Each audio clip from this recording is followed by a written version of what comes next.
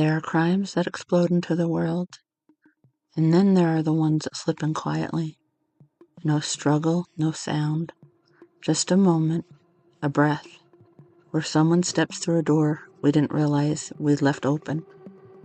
Tonight, we're stepping into the half-light, into the psychology of the kind of man who can make a child vanish without a trace.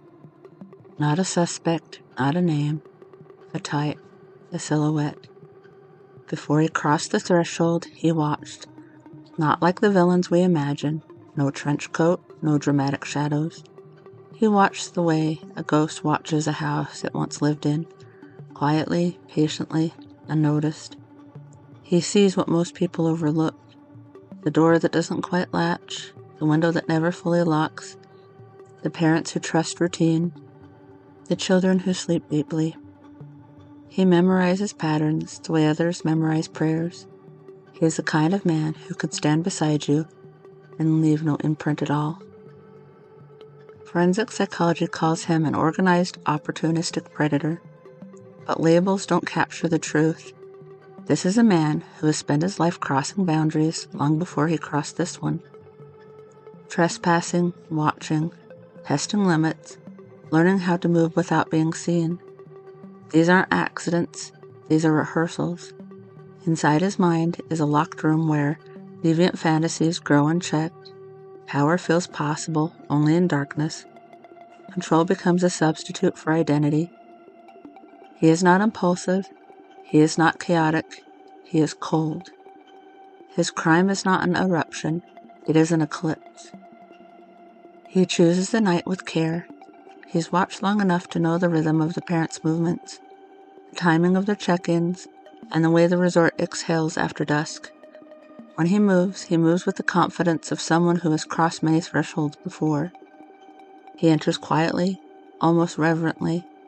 He lifts the child with the ease of someone who has rehearsed this moment in his mind.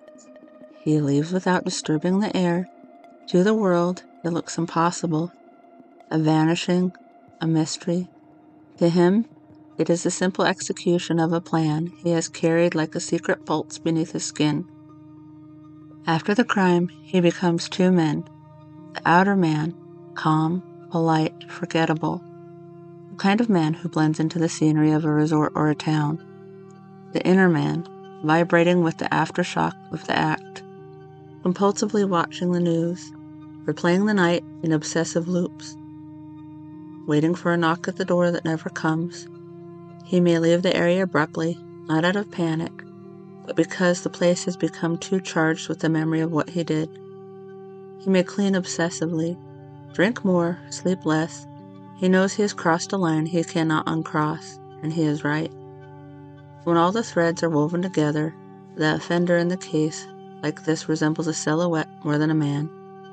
A male between 25 and 55, familiar with the resort's geography, practice in moving unnoticed, patient, observant, quietly predatory. A man who has lived his life in the half-light, where doors are suggestions and silence is a language.